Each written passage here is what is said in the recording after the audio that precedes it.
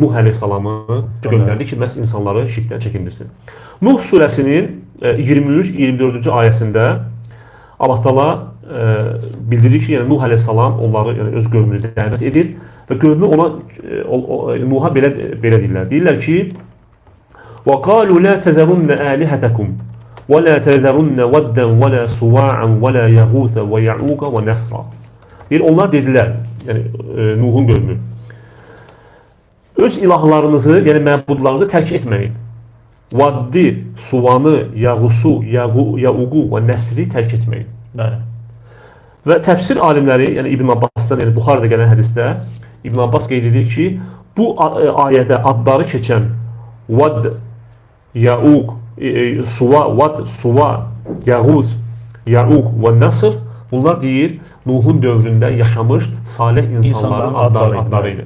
Yəni, həmən insanlar öldükdən sonra insanlar onların bir rəvayətə gəlir ki, qəbirlərini demək ki, böyütdülər və sonradan ibadət olunmağa başladı. Və bir rəvayətə gəlir ki, onların şəkillərini və heykəllərini düzəldib qoydular və sonradan ibadət olunmağa başladı. Və burada fikir versə görərik ki, ilk səbəb bəşəriyyətdə Allaha şərik qoşmağa, şirkin yaranmasına ilk səbəb nə olmuşdur? Salih insanlarda həddi aşmaq.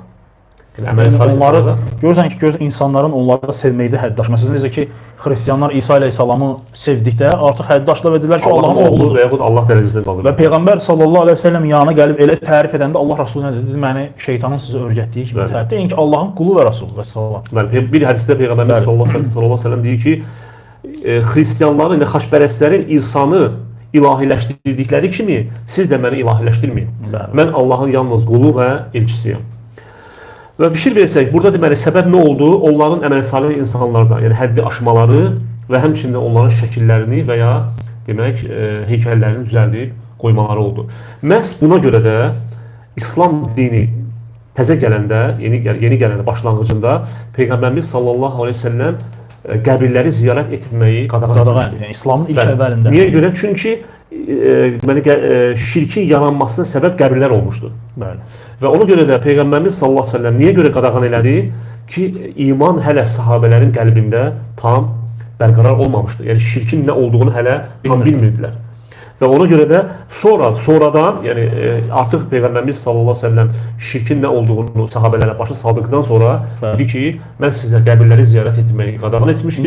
İndi isə qəbirləri ziyarət edin. Həqiqətən qəbirləri ziyarət etmək axirəti xatırladır. Allah razı olsun sizdən Eyşən qardaş.